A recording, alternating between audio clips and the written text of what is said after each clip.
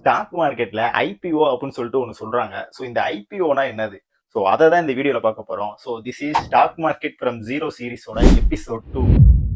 ஐபிஓன்றது stock மார்க்கெட்ல இது வரைக்கும் இல்லாத ஒரு கம்பெனி. இப்பதான் முதலா அவங்க கம்பெனியை ஸ்டாக் மார்க்கெட்டுக்குள்ள கொண்டு வராங்க அப்படின்னா, ஸோ அந்த ஒரு ப்ராசஸ் இருக்குங்க இல்லையா, அதைத்தான் ஐபிஓன்னு சொல்லுவோம்.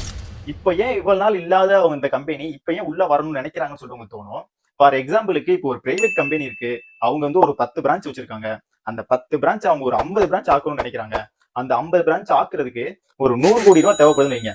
அந்த 100 கோடி ரூபாய மக்களாகிய பப்ளிக்ட இருந்து அவங்க கலெக்ட் பண்ணணும்னு நினைப்பாங்க. அதை எப்படின்னு பாத்தீங்கன்னா, அவங்க கம்பெனி ஷேர்ஸை நம்ம பை பண்றது மூலியமா அவங்க எக்ஸ்பெக்ட் பண்ற அமௌண்ட்டை அவங்க அச்சீவ் பண்ணுவாங்க.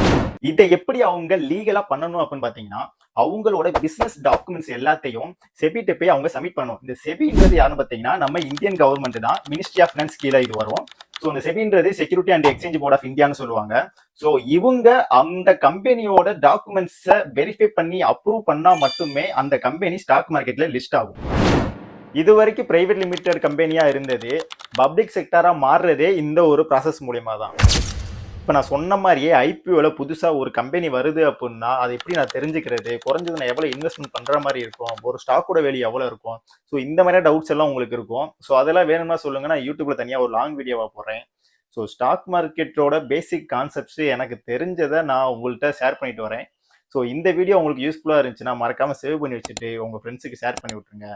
இந்த மாதிரி யூஸ்ஃபுல்லான கண்டென்ட் தெரிஞ்சுக்கணும் அப்படின்னா நம்ம பேஜை கொஞ்சம் ஃபாலோ பண்ணிக்கோங்க.